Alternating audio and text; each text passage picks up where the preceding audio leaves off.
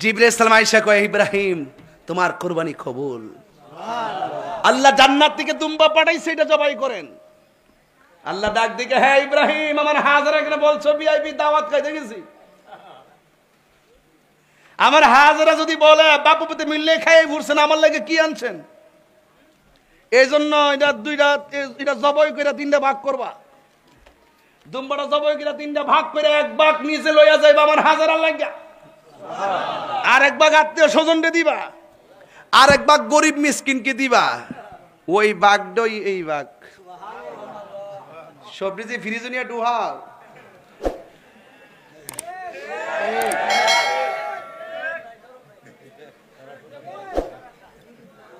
অথচ অনেকে কয় ফ্রিজে রাখা বেশি দিন রাখা খাইলে সব বেশি। আর কালকে দেখছি বিজ্ঞান কইতাছে কি জানেন নি, ফ্রিজের নিচে একটা জিনিস বেশি দিন রাখা খাইলে কিডনি নষ্ট হয়, কিডনি ড্যামেজ হয়। আজকে দেখছেন না কিডনি রোগ বাইরে গেছে, আগে তা আসেননি। ফ্রিজের ভিতর খাওয়ান বেশি খায়, এই জন্য কিডনির সমস্যা, হার্টের সমস্যা। কথা কোন ঠিক কিনা? হ্যাঁ, কেউ মুরব্বীর বয়স কত আমি জানি না, ওই যে মাছ কেন আগে জানে আমার আম্মা কুরবানির গোশত ফ্রিজে না রাখা যে রোদ্রের মধ্যে শুকায়া, অথবা রান্না করে তুলির কাছে যে গুনা দিয়া ডুহায় যে বাইন্দা রাখা জানে শুকাইতো, শুকায়া যে ওই বয়মের ভিতরে ঢুকায় রাখছে। পরে যে বৃষ্টি বাদলা দিন জানে সেচ্চা ইটারে ফাটার মধ্যে সেচ্চা, এরপরে ভিআইটিএস দিয়া দেখে লুল পড়তেছে।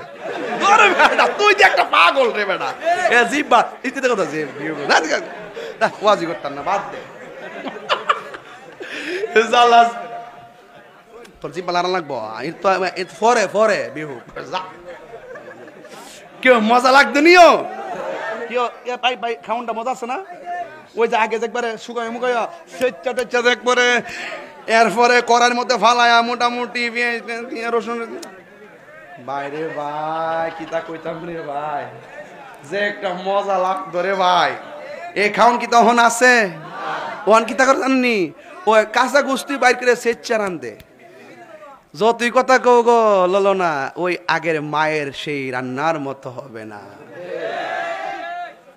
হবে না, হবে না। মায়ের রান্নার মতো হবে।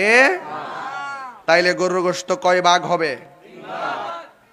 আমরা দেশে কিছু লোক আছে ভাইসা, গরুটা জব করে রান্না খুললা বানায় বিতে দিলা, তাক তো রান দালাও,